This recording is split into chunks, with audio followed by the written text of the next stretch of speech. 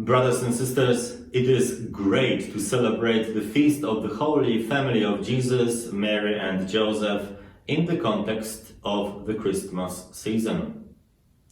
It is a joyful setting. I guess Mary and Joseph were happy in their relationship because they were able to be gifts to each other and appreciate small things in their lives. Very joyful because God, who became flesh, lived in their midst. They were cheerful even though they were facing great difficulties in life. For example, the Holy Scripture tells us that they were refugees in Egypt as King Herod wanted to kill their young son. Our modern families face a lot of challenges as well. They suffer from different types of illnesses, addictions, financial worries, or domestic violence. Sometimes they become battlefields. In order to create a beautiful atmosphere at our homes, we need to fight for each other, not with each other. Brothers and sisters, I encourage you to keep no record of mistakes done by your family members. Forgive them and forget any hurts done by them to you. Offer to others your mercy, not expecting anything in return. If we have good intentions towards others, our arguments will be always transformed into something beautiful. Henry Kissinger said, "A diamond is a chunk of coal that did well under pressure."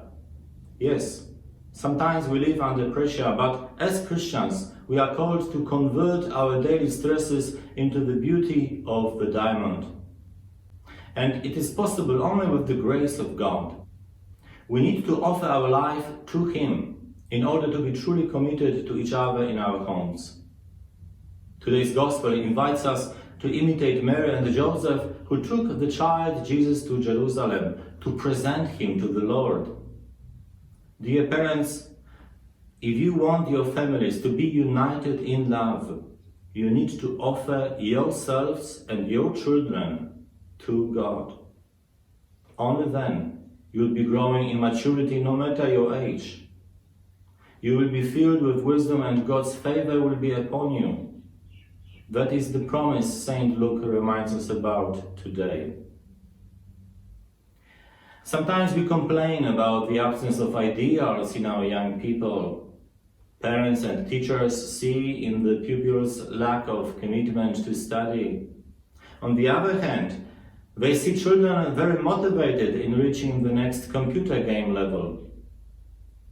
Dear parents, I would like to ask you to pray for the gift of wisdom and discernment on how to deal with your children.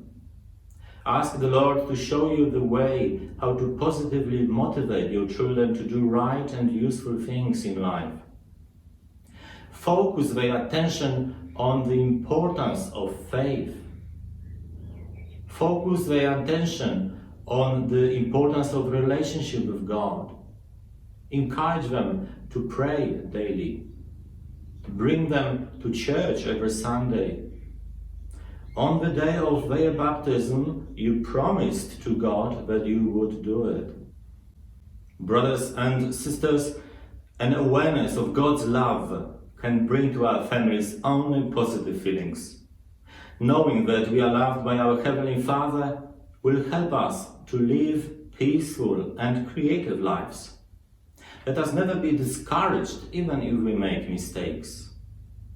Let us try to pass on God's love we experience to the people closest to our hearts, even though it is difficult sometimes.